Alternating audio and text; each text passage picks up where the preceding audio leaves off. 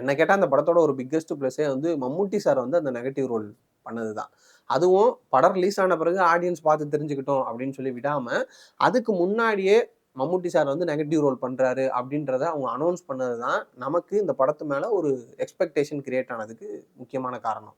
மம்முட்டி sir ஒரு சில படங்கள்ல நெகட்டிவ் ரோல்ஸ் பண்ணியிருக்கிறாரு. ரீசென்ட்டா பிரம்மயுகத்துல கூட பண்ணியிருப்பாரு. ரொம்ப சூப்பரா இருக்கும். ஆனா இது வந்து ஒரு நார்மலான நெகட்டிவ் ரோலே கிடையாது. இது வந்து ஒரு ப்ரூட்டலான ஒரு நெகட்டிவ் ரோலு.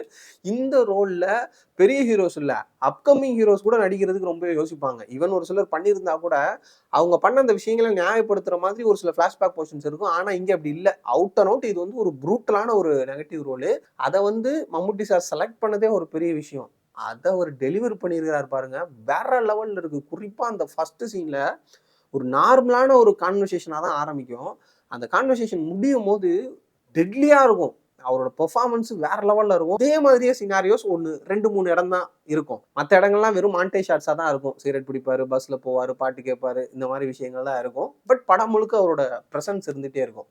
அதே நேரத்துல அந்த கேரக்டர் வந்து ஒரு ப்ரூட்டலான நெகட்டிவ் கேரக்டர். அந்த கேரக்டர் மேல இருக்கக்கூடிய வெறுப்பும் நமக்கு இருக்கும். அதுல மம்முட்டி சார் பெர்ஃபார்மன்ஸ் பண்றத நம்ம ரசிப்போம். சோ மம்முட்டி சாரும் சரி, டீமும் சரி அத ரொம்பவே நீட்டா நமக்கு பேலன்ஸ் பண்ணி பிரசன்ட் பண்ணியிருந்தாங்க. விநாயகரோட பெர்ஃபார்மன்ஸுமே ரொம்ப ரொம்ப சூப்பரா இருந்துச்சு. அவர் ரீசென்ட்டா நம்ம ஜெயிலர்ல பார்த்திருப்போம். அந்த பெர்ஃபார்மன்ஸ்க்கும் இதுக்கும் வேற லெவல்ல இருக்கும். இதுல ரொம்ப சர்ட்டிலா ப்ளே பண்ணியிருப்பாரு. அவரோட பெர்ஃபார்மன்ஸும் ஒரு ரீசன் இந்த படம் இன்னும் நமக்கு இன்ட்ரஸ்டிங்கா இருந்ததுக்கு.